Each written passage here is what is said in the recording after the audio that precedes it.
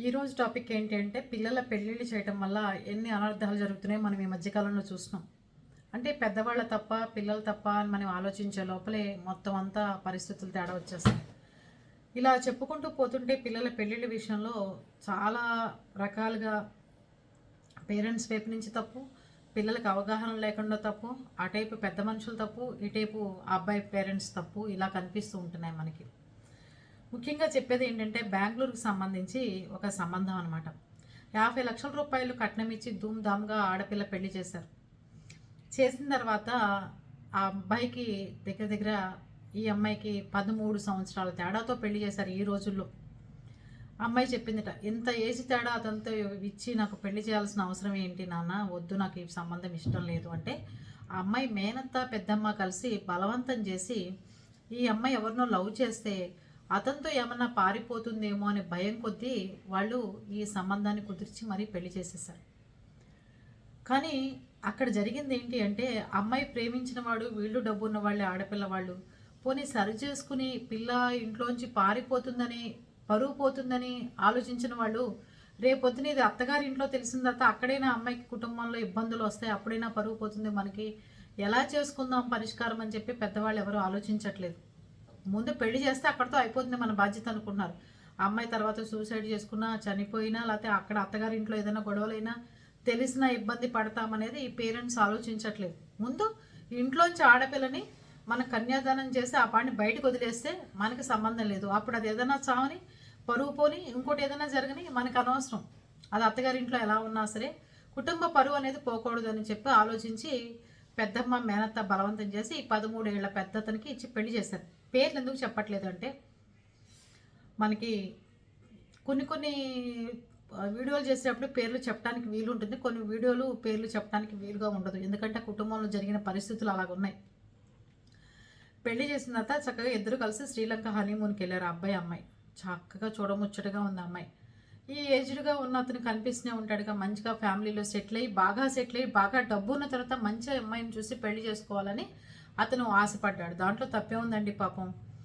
అలా చేసుకున్న తర్వాత ఇద్దరు 10 రోజుల పాటు హనీమూన్కి వెళ్ళారు. చాలా చక్కగా ఉన్నారు, చాలా అన్యోన్యంగా ఉన్నారు, బాగుంది, మంచి భార్య దొరికిందని అతను అనుకున్నాడు.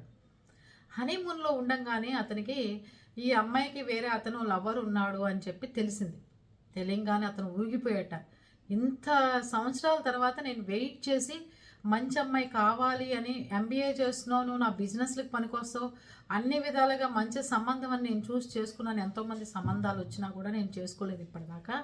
నా కుటుంబం సెటిల్ అవ్వాలి, ఎక్కడ 10 మందిలో నవ్వులు పాలవ్వకూడదు, నేను చాలా పద్ధతిగా ఉండాలి అనుకుని చేసుకుంటే నీ లవ్ చేసిన వాడిని మభ్యపెట్టి నన్ను పెళ్లి చేసుకుని నన్ను ఇంత మోసం చేస్తావా అని అమ్మాయిని చాలా ఇబ్బంది పెట్టడం అంటే మాటలు అంటారుగా, తెలియంగానే ఆటోమేటిక్గా అలా అన్నాడు.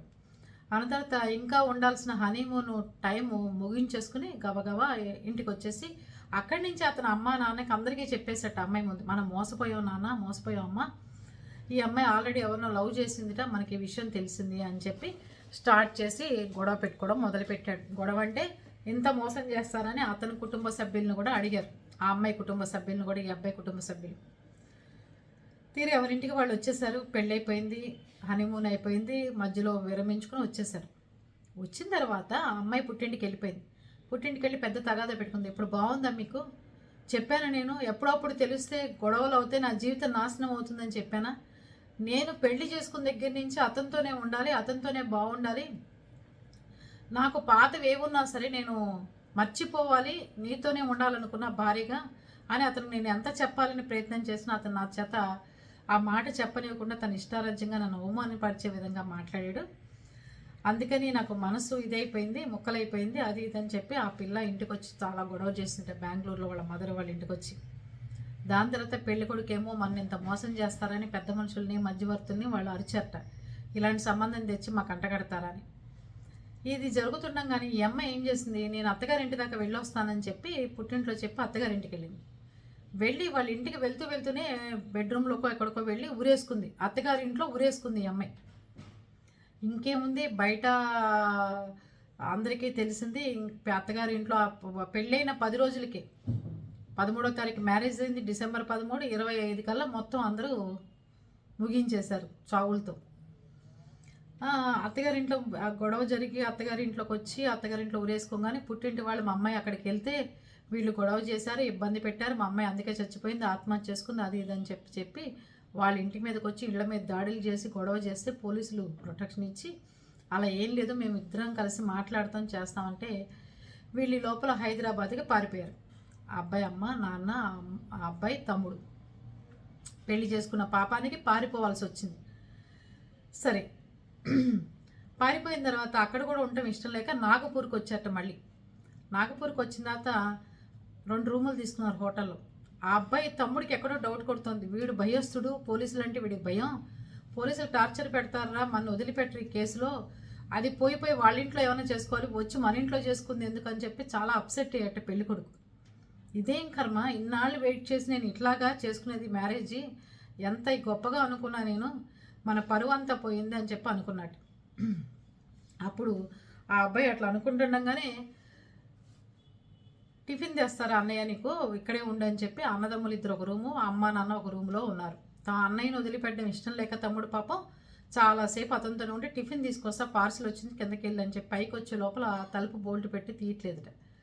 అక్కడున్న హోటల్ వాళ్ళని పిలిపించి తలుపు పగలగొట్టేసరికి ఊరేసుకున్నాడు. కొనూపిరితో ఉన్నాడు కదా అని నాగపూర్లో హాస్పిటల్కి తీసుకెళ్తే చనిపోయాడు.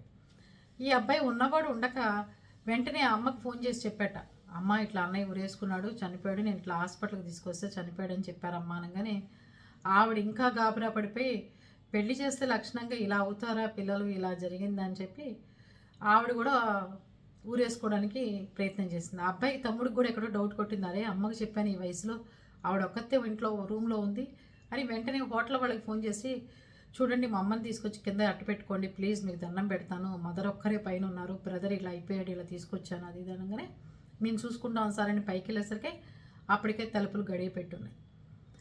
అతను ఈ లోపల బాడీని అక్కడే ఉంచేసి అతను కూడా క్యాబ్లో బయలుదేరి హోటల్ దగ్గరికి వచ్చేసరికి తలుపులు పగలగొట్టడానికి సిద్ధంగా ఉన్నారు. పగలగొట్టేసరికి ఆవిడ కూడా ఉరేసుకుని ఉన్నారు. కొన ఊపిరితో ఉన్నామని ప్రస్తుతానికి హాస్పిటల్లో నాగపురం హాస్పిటల్లో ట్రీట్మెంట్ తీసుకుంటున్నారు. ఉన్నారో లేరో మనకి ఇంకా తెలియలేదు వార్త.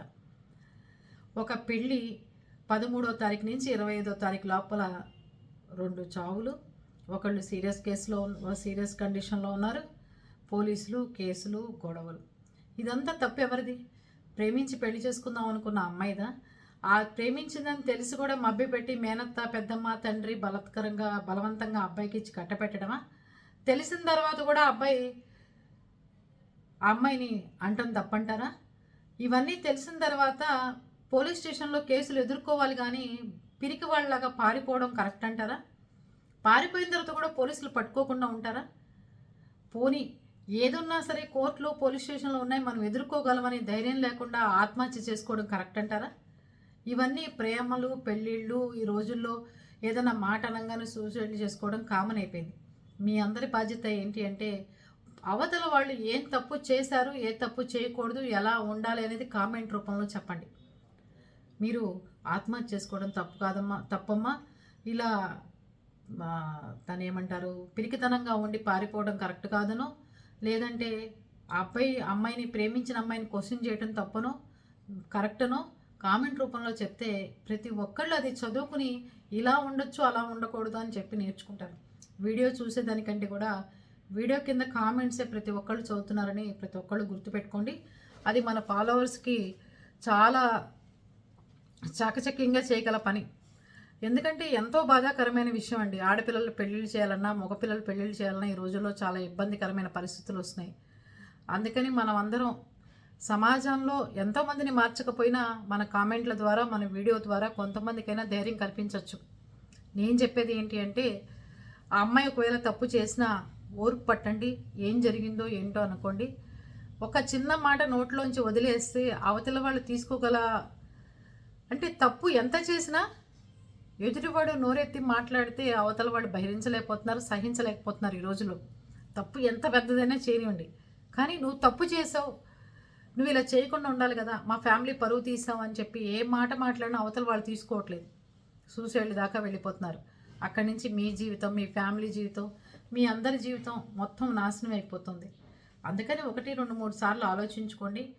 పిల్లల్ని పెళ్ళిళ్ళు కూడా బలవంతం చేసి పరుగులు పోతాయని చెప్పి ఊరికే తీసుకెళ్ళి ఎవరొకరికి కట్టబెట్టేసి మీ చేతులు దులుపుకుందాం కదా అంటే అది కుదరదండి. కాసేపు అమ్మాయికి టైం అన్నా ఇవ్వండి. అబ్బాయితో పారిపోతుంది, అబ్బాయితో వెళ్ళిపోతుంది, ఇంక ఇది ఇంట్లో ఉండదు అని చెప్పి వాళ్ళు తీసుకెళ్ళి అబ్బాయికి ఇచ్చి పెళ్లి చేశారు.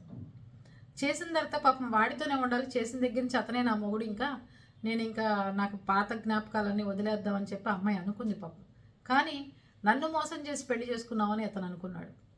అందుకని మీ కామెంట్ రూపంలో చెప్పండి. పెళ్ళిళ్ళు చాలా జాగ్రత్తగా ఉండే విధంగా చేసుకోవాలి తప్ప పెళ్ళిళ్ళు వ్యవస్థ అనేది ఇంకా ఇట్లాంటివి మనం చేసుకుంటే మన పిల్లలు అన్యాయం అయిపోతారు. పెళ్ళే వద్దునే భయపడే పరిస్థితి మగపిల్లల్లో ఆడపిల్లల్లో ఏర్పడుతుంది.